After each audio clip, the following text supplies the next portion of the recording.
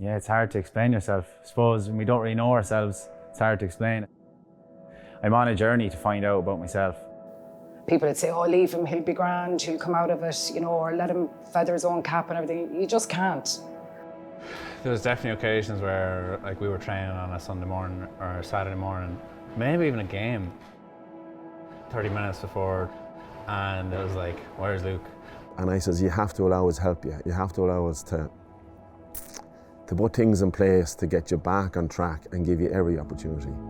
Every time I think back to times that I was at rock bottom, I wanted to change, I just wasn't able, like, you know.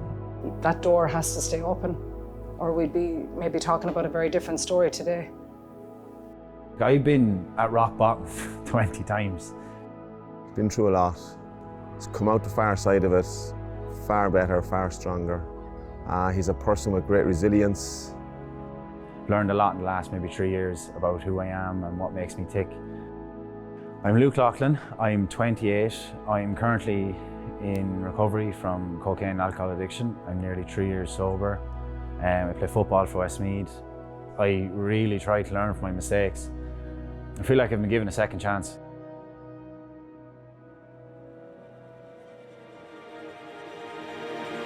So this is the road I would have grown up on. My granny and granddad still live up here. So this is home for me. Anyone that knows anything about hurling would say that Daddy was one of the top Westmeath hurlers back in the 60s. Some people are born with silver spoons. We had a hurl. That's my grandparents' house there. That's where I would have lived with my mum. I think I was like 2. There was 10 kids in the house, so it's crazy enough. Football or hurling? County football. And at the minute, club football, but before it was club hurling for a long time, yeah. So they're very close. It's very hard to pick. I love them both. I love Westmeath football and I love the Downs, but Clonkill is where my family is from, and like at times I probably would have given up hurling for. And some people would think I'm pretty similar at both. It could be better maybe at hurling if I was at it a bit more, but my grandfather kind of is always like, oh, you know, he knows football is number one, but that's kind of the reason, you know, your family, that kind of pride thing. That's the real reason I love it. I love Clonkill, I love it. He's a hurling man. Hurling, true and true, you know, like played at Westmeath years ago and like he's 80, I think now. And still like some of the stories he tell you about like when he got his first hurl and stuff like this, and you're there like, and the hairs in the back of your neck are standing. What type of a footballer are you? Well, I actually played against Fermanagh last year and I had kicked a few wides, and the man I was marking was like, you are the worst corner forward ever. You should be playing wing back, seriously. Like, I think creative, hard working. I'm not going to say clinical. I don't think I'm clinical. Great turn of pace, cultured left foot, lovely, lovely left foot, very explosive. Huge ability, do you know what I mean? Very dangerous, very potent in front of goal, one-on-one and all of that. So very, very competitive. You know, loved winning the individual duel, the individual battle on the pitch. Loved winning the races, loved kicking good scores, all of that, you know. So hugely competitive, very, very talented. And creative, I think creative is a good word. What does creative mean, that context? Creative means just kind of going against the norm. I think trying to try something different, willing to make the mistakes. Like, you know, especially when you get a bit older, you don't mind making mistakes so much. You know, nobody's going to say too much to you. Yeah, like I'd support that. I'd have no problem a player expressing themselves and trying to be creative and not so robotic and so on. Probably gets a little bit frustrating when you're trying to be creative with every ball you get, but it's just trying to get the mix right of that creativity, trying to, you know, play to a certain system and a certain pattern. Creative part comes in to play there when, like, I want to get that score or I want to try something different, but then you have to, you see now inter-county, everyone has systems, everyone has, so you can't venture too far away, but I suppose you're in the position, you need to be able to take chances, and like that's a lot what I would practice now at the minute is that sort of, that piece. It's very, very important that you don't clip their wings too much, because they're there because of their natural ability, and they loved playing football, and Luke loves playing football and hurling. There are some times in training that he would see stuff and I would go to him and say, I'd love to be in your head because I cannot see what you see, but that's the magic of these players, you know, and that's what makes these players stand out. Best day in a Westmeath shirt? I think the Celtic Cup final just signified so much more than winning a medal for me. I was a year sober, I think, that day. Just the emotion of it all. I had never really experienced fans like that. You know, you see people when they win, like, the pitch is crazy and the celebrations after. I'd never seen that in a Westmeath jersey and nothing near it. I can't describe Mullingar, that it was bedlam, you know, so that sort of stuff sticks with you, you know. Yeah. Let's just talk a little bit about and get some of your memories of your thoughts on this in relation to the Allianz Leagues. 2022 then, of course, you start like a steam train, but you lose to Mickey Hart's Louth and to Longford, like you mentioned earlier, and it ends the promotion hopes. Did you know internally though, even though those margins were really tight, that you were starting to build? Are you internally looking at all that going, we are right there and we know we're about to kick on, or was what came latterly? Like that Longford game, it's the first time I'd ever seen Jack Cooney lose his temper. Like never, like not really like that, you know. Like actually at half time we came in, we were playing shocking, and Jack kind of more animated than normal. I think he hit the table a punch and everything. Now I can't remember much, but I remember getting psyched up. I was like, come on now, I'm gonna go. This is serious. Just about to walk out, whipped off. You know, I was taking off, but yeah, it's so hard when everyone wants to do the right thing and you're just not getting the results, because it kind of makes you think, why are we doing this? But I suppose you just have to, you have to have the tough talks. Who's not working harder, or what can you do more? But like, we definitely think we're better than the position we're in, but sometimes results just don't go your way. Like, you've a lot of games and like it's hard to be on it all the time, but you just have to be. You know, and you need panel. I think a panel now is a big part. This year we've brought in a lot of lads, newer lads, and kind of you can see the development in the S&C, that they're kind of ready now, and that's a big part of it. You know, maybe last year we might have had the panel to, you know, if a lad is not playing great, be able to drop him for a game. Like, look, you need to kind of buck up. Even especially around Jack's time, he used to like say to me, he was like, if you were bringing on a sub, what do you want him to have? I'd say, don't be asking me this. Yeah. And I'd nearly say energy, pace, and, you know, maybe, you know, like something like work rate. He'd say, oh, what are three of your best qualities? Oh, no. Do you know what I mean? Yeah.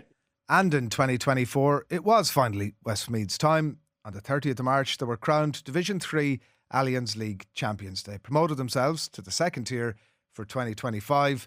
A success that was years in the making for the team and for Luke personally. I'm very good at putting on a brave face and putting on a show, when inside I'd be quite a shy person. I suppose shy, but he came across as being a very confident person. But that's because he was throwing out that persona that he was. Like, he came across as being very, you know, confident. He was a Jack the lad, yacky, messing, all that kind of thing. But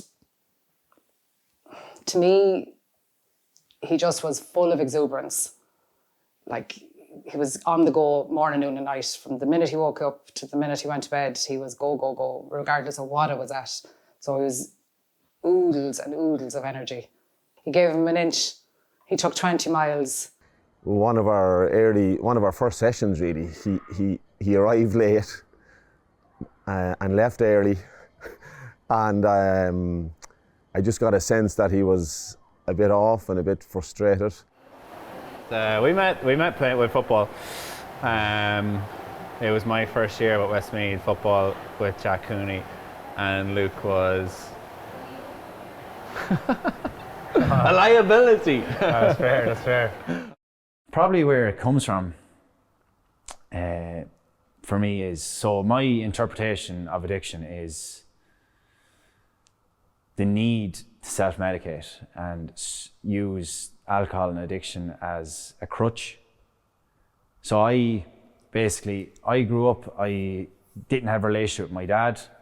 It's okay now as an adult to say that. It doesn't bother me, like people go through it all the time. But for me, so that could be perceived as trauma. Like, you know, I was always looking for kind of a validation in my life, and, you know, I had a fear of rejection, abandonment issues, and these all kind of escalated into my adult life until I found alcohol, I suppose. Probably used other things when I was younger, escape from reality, like a PlayStation maybe, you know, could be up all night playing. It's very hard to hear those things that, you know, he was looking for validation or fear of rejection. And I suppose maybe through different scenarios growing up, there was probably elements that he felt not rejected, that'd be a strong word, but like for a long time it would have been just me and Luke. And then there was the introduction, you know, of a partner, then, you know, his siblings came along, and that connection was broke. And I think that a lot of it might have been that the fear of sharing somebody as well as a child. You have to, you know, now he no doubt loves his brothers and his stepfather and everything, but it's just that connection that we had would be massive. And when that's taken from you and you have to share it and everything, I think there's a fear that you're not going to have the time, the love to give. Yeah, and I found drink when I was 14. No, I wasn't alcoholic at 14, but I was able to talk to girls. I was good crack. I thought it was fun, but I had been chasing that feeling ever since, and I never got it again, ever. And it's very hard as a parent because you're looking back all the time and you're feeling guilty and you're feeling bad that maybe you should have done this and maybe you should have done that and maybe I should have seen the signs before he got bad, and life turned out the way it was for him. It's a lot for a kid to be trying to process. Yeah. You know, you talked about the abandonment issue with your dad napping around. That's, you know, you're into the PlayStation. There's probably a lot of kids out there that are in, you know, you're escaping your own thoughts, albeit, you know, it's a significant thing obviously that's happening in your life. What was your awareness when you were going through that, Luke, in terms of this is why I'm doing this thing? Had you awareness of that on some level, or was that only laterally that you It was, well, I didn't have awareness, but I never thought I was good enough for anything, you know, and that's why when I played sport, that's where I was getting the maybe applause that I never got. But self-esteem would have been quite low. I would have got it very hard to connect with people. So something that I think I had from a young age was like, I could be a different person around different people.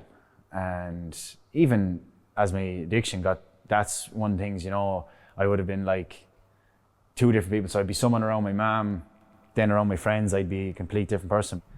Before, pre-COVID, it would have been like pubs after a game, mostly. And then during COVID, it was kind of like a bottle, kind of a bottle of spirits and kind of carry outs a lot and going to like shebeens and like house parties, and it didn't really matter, to be honest. Like he was hard on himself, you know. He had issues. Obviously chased the fun and the crack, do you know what I mean? And he wanted to be centre of it, and that's fine. Got no issue there. But it was probably when he wasn't in the middle of that, how was he feeling and how was he coping? You know, a lot of it was just how was he developing as a young person? Like he was a young person at the time. Maybe avoiding the issues of his biological father. I never dealt with that with him. I think it was the fact that it got to a stage where I looked at him as only my child. I didn't need to deal with it in my own head, but looking back, it should have been dealt with, it should have been spoken about, and we should have gotten maybe the help he needed to filter all that down and break that down so he could understand the whys. Like, trauma is a very harsh word, like, you know, but like I obviously had stuff that I didn't deal with, and like there are obviously wounds, and like every time something else happens, like this wound gets bigger and bigger and bigger, and I was always trying to fill a hole that I didn't really know was there. I didn't know how to explain it. I didn't know why I was different. Like before, like the good weather was a trigger of mine. Like just one thing. I remember it was like just real warm, and I was like, oh, I'd love a few drinks. And like, you know, there's these little Copperberg cans. They're like this size. I was drinking them all day, and like to me, that wasn't even really drinking. because I was just like, gosh, I was just quenching my thirst, and the weather was good, and like I could have drank 20 or 30 of these things, you know. You know, blatantly obvious. When I look back on it now, like it's like, you know, red flags for someone that's cry for help. Whereas back then I was younger, I was more inexperienced, and it would have been a frustrating period for me as a coach, I suppose, having to navigate somebody who, at the time, I kind of just thought didn't care. Like I just thought I was kind of a mad enough lad. Like, you know, the older I got, like the drink kind of obviously was a factor for me, and drugs as I got older again, and gambling as well when I was younger. Just anything that could probably take me out of my own head and my own thoughts. But I did a lot of stuff in my life. Like I've been in college a few times. Like I thought that'd help it. I was in the army. I moved to America. Anything I tried, my problems followed me everywhere, and eventually just caught me. Like I've been at rock bottom 20 times. You know, say suicidal, or so what I could do is I put my head into work, or I get into football for a while as I got older, and that self-esteem never let me have it. So I could be going well and I just ruin it all again. Just one bender there over a week, go missing, people looking for you. Like I've travelled the length and breadth of Westmeath and lots of counties looking for him, trying to find him. I even went to the guards on numerous occasions to see could they find him for me, or they pinned phones for me. You know, you'll do anything to help them. And you'll take the lies, you'll take the, you know, the promises, because you love them. You're a parent, that's it. I'm his mother at the end of the day. And you suffer with, actually I don't think I said this, I am an alcoholic. I actually don't mind saying that. It was tough at times to say it.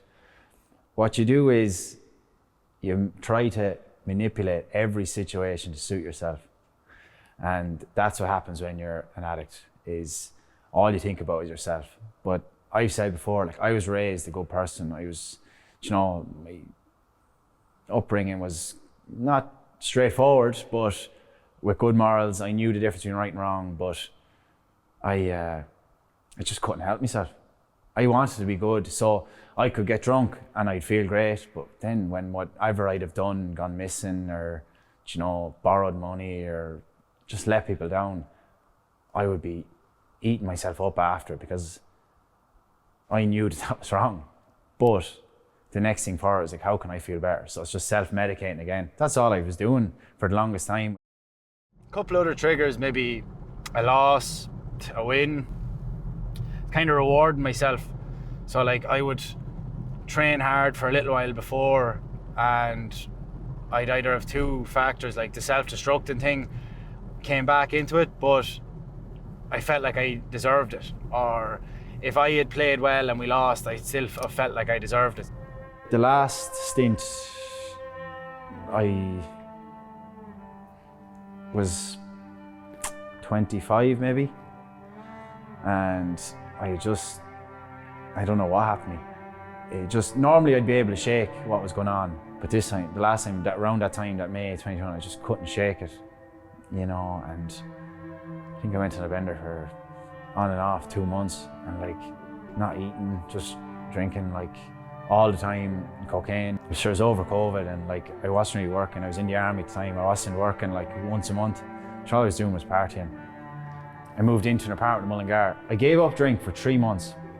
I got back on the Westmeath team, got to play in the league final, and a week before we played championship, Tottenham were playing the Champions League final against Liverpool, and I just couldn't help myself. I was a week out from getting, you know, I was after doing everything right for 3 months. It was like I had to let myself down. I just had to do it. And then what followed then was just 3 months where I literally was drinking basically every day. And I started to get then psychosis, kind of like paranoia. People were watching me, or people were following me. So like, that's obviously not good for the head. Like my mum would be trying to meet me, but I wouldn't meet her at the apartment. I'd have to walk down the canal to meet her. And like, I can only imagine like what she's thinking, like what's going on, or what sort of drugs is that guy taking. But I think 10 days in bed where I couldn't get out of bed. I just couldn't be. I hated myself, and I know that sounds crazy, but like I just didn't want to exist. I didn't want to be alive. And the only thing for me was to get drunk because it made things slightly better. But that's just a vicious circle. The anxiety that will come after that is crippling. Like, not long before he was really down and had come to, I'd say, the ends of his tether with himself, that I was like, I'm done. I remember ringing him or leaving a voice note or something. I said, Luke, I can do this no more. I'm actually wore out. But you're saying it, but at the same time, you're in the car driving around looking for him or whatever. My mother obviously plays a big part. She never gave up really in me. It's not like I put her through hard torture. She stuck around all the time. That's, I suppose, the unconditional love she has. It's just been amazing for me, and I realise it more and more as I get on. I was in work and I got a string of missed calls, and I then finally, when I got to ring him and rang it a few times, he answered, and he was actually on the canal and had been in the canal. It's just been like, this is it, I need to end this. And it's kind of, I can't swim, so I was at the canal in Mullingar. And like, that was one of the biggest shocks I got. You know, people say it in a way, you know, I'm finished with things and I can't do this anymore, but to actually be there to see that he was actually contemplating it, had probably tried it and maybe then backed out of it, but it was horrendous. I left work, I ran down, like I was the wrong side. I was like, how do I get to him? And you're trying to, it's awful, awful. And awful for us, but awful for him to be at that low ebb. And one of the guards, he actually was Clonkill manager for Kevin O'Brien. He kind of came and got me with my mum, and she brought me home. That sort of a lifestyle, you don't know, often have a lot of people in that circle who are going to say, are you all right? Geez, you're at a low ebb, I can help out. Who were you reaching for, or were the people, or were you just trying to nearly deal with it on your own? Yeah, because when you're out drinking, people just see you enjoying yourself. Yeah. Do you know, and you're like, just this young lad, like, do you know, sure, that's all he's at. And like, as well, when I would start drinking, like, no matter what was going on, I'd be in great form straight away. Like, there wouldn't be a bother me. It's just when at the end, I got it very hard to go home. Like, I couldn't just go out for a night out. It was always 3-4 days. And like, there's a lot of people in Ireland that like can resonate with that. Can I ask you what shape that would take when they would try to help you? What was that? Some people would try and get me to keep coming to sport. So like, there's times I drift away. And someone that's been a great mentor to me down the years, it gave me, he said one thing like, and I live by forever. He said, the easy thing for me to do is get rid of liquor. That doesn't mean it's the right thing to do. And that was one of the switches down. Is like, I felt I didn't feel bash myself too much for, you know, not being caring from the start, because I didn't understand. Yeah, that's but fair. that was the switch that was like, no, we have responsibility for this guy. The players, I kept on communicating with the players all the time, particularly the senior group, the senior players, of where Luke was at. And they showed a great sense of caring and a great sense of responsibility for Luke. And we felt we need to keep Luke close to us so we can keep an eye on him, and he's better in with us, where we can try and help him and care for him, you know, in a good way, and try and help him through the choppy waters that he was in, rather than being outside the circle. And it was getting to the stage then, it's like, we were talking, you know, with some players and other coaches, that what do we have to do? We have to take some steps. That, like that, it could have been a 2-week period where no one had seen you. That was the kind of like, we can't do this anymore. That time then I met him in Mullingar, actually, and went out and picked him up in the house and brought him in, and I was probably as low as I'd seen him now. He was in a really, really bad place. And we went about getting and trying to support him and get him some help, and he allowed us to do that. So he trusted us to do that. And we've a great doctor. He's working in Westmeath for the last 30 odd years, Dr. Jerry O'Flynn from Kilbeggan. So I rang Jerry O'Flynn straight away, and I'd say Jerry had things in place within 24 hours. I'd been MIA at the time from the army for 2 months. My brother Josh, who was probably 16 at the time, he was sitting in the bed, and the army and the guards were obviously looking for me. Like, they'd rang my mother to warn her, like, look, this is just procedure, we need to bring this lad back. And it was guard cars and army trucks and everything. And I was hiding under his bed, and my mother came down and she was like, I'm bringing you down to that place now. She was like, this is just madness. And I just remember getting out from under his bed and just looking at him, and fairness, we laughed. Like, we did laugh, like, you know, what else was there? But yeah, after that, I told my mother I'd go down and to Coomera. On the way down, we actually connected. We were very close, and always had been very close, but obviously our relationship had been strained with my behaviours and what I put them through. Coomera is the largest voluntary provider of addiction, treatment services and residential rehabilitation in the country. Its main objective is the rehabilitation of people who suffer from alcohol, drug and gambling addictions, and it's based on the philosophy of total abstinence and the restoration of confidence, self-respect and sense of responsibility. Definitely going down in the car, we spoke about everything. How we loved each other even though we killed each other the whole, you know, all his growing up. He realised that I've always then, on that car journey down, that I was always on his side, always had his back. And that going forward, regardless of what happened, I'd always be there. Brian would always be there. The boys will always be there. Nanny and Grandad will always be there. You know, the poignant people. And his friends, like his real friends. But yeah, we had a very big chat that day, and it really did pull us together, and we've been rocking on it since. So he was in for 12 weeks. Now, I'll be honest with you, I see he's not going to last 12 hours in the place. I couldn't see it. Not conversation I had with him a few days beforehand. Started to talk about the stuff I'd never really wanted to talk about. I never really had the awareness to speak about. I went in there with an acceptance of this is it, I'm an alcoholic. It wasn't really that hard to say. I kind of knew at that point. Like, you get up in the morning, you have routine, meditation every day, mass every day. Like, I thought I was going to burn into flames in there at times, you know, like saying mass every day. But like, it's you actually, you know, you get a job, and it's just to bring you into a routine. Yeah. And just take you out, don't worry, like, there's no newspapers, there's no nothing. Like, it just brought me back, helped me understand what was going on with my life and why I felt the way I did. And you know, yeah, then the training kicked in. I was like, I don't know, it's just something took over me. So I started doing the workouts twice a day, and then did a country lane. There was a country lane, it was 300 metres, so I obviously had a stopwatch. So I knew 10 lengths was 3K, so I was like trying to beat my time all the time. And there's an old man from Monaghan, loved Gaelic. He would wake me up every morning at 5 o'clock, and he'd go for a walk, and he'd wake me up to go out running, like. Wow. And we'd talk about, you know, you need to get back to where you're at. You know, he's like, I can tell it's in you, the fire is in you. Like, this is a man going through his own problems, but like, I met some people in there that I don't think I'll ever be able to connect with other people like I connected with people there, and I might never see them again.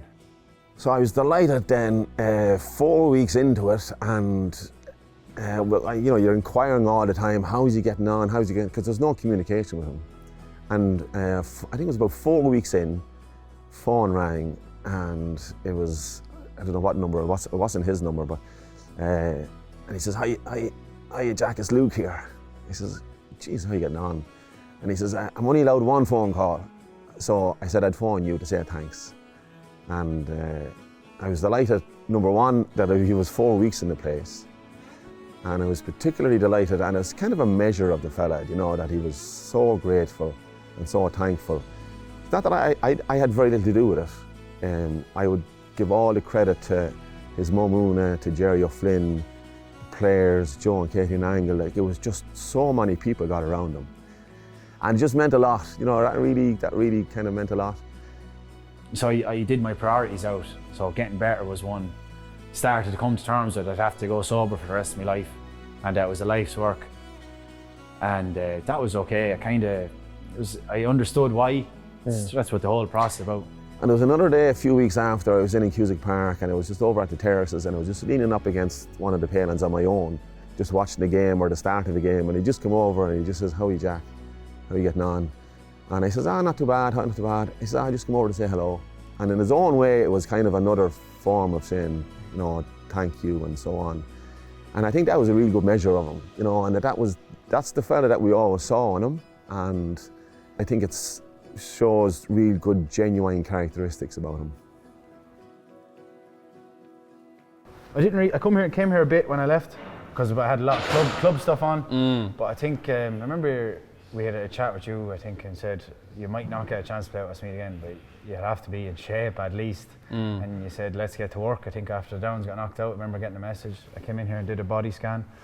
And after that then I don't know, I just started falling in love with it, but I probably replaced what was going on. I was training 100%. It kind of, I was felt safe here almost, because I knew I was doing something positive. Nobody's going to question me for being in the gym for 5 or 6 hours a day. I think people do, it definitely is a thing, it's that you're swapping one addiction for another.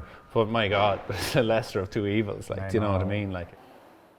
When the sporting career is done, you're incredibly invested in that now as a lifestyle almost, right? And there'll be something, obviously, when that is part of your life is done, because you've obviously used it as a transition away from. 100%. When I came out and the next day I had a game for the Downs against Kinnegad, our rivals, and that's what I was building for. And I was obviously a sub, and I remember just sitting on the bench and a bit of me was so excited because this was real emotion. I was just buzzing. But I remember people looking up, literally, this is what people were looking at me an alien up in the but I was just trying to stay focused and came on, got a few points. It was just great. It was just amazing. You're planning to be 3 years sober in the summer. End of June, start of July. An important milestone, landmark goal almost. Oh my God, see what we're doing here would never happen without that. My life has changed drastically over the last few years, and so much for the positive. I've done a lot of stuff in my life that I'm not proud of, and I've lots of shame and guilt to it, but I'm not a prisoner of my past. I really try to learn from my mistakes.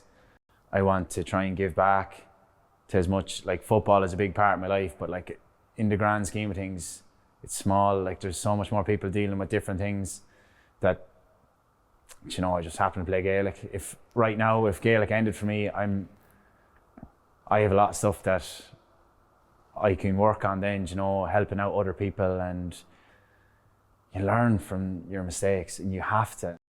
Potentially, I'd love to get into working maybe with kids and along the things that I'm interested in. I love health and fitness. I love the gym. I love pushing myself. I love helping others as well. And I suppose it's just setting up the blocks that if it ever is in place, I have the ability to do it. And it might never work out, but at least it will. People ask about purpose. I think eventually that's what mine is. That's what I want to get involved with. I just want to have a positive impact for younger people. Part of the Allianz campaign is in relation to Stop the Drop. Kids particularly girls who are involved in sport in primary school and then the transition to secondary school, it falls off, and also for boys. Your experience of that, you're obviously sport mad, you're involved in different sports, but your experience of that dynamic?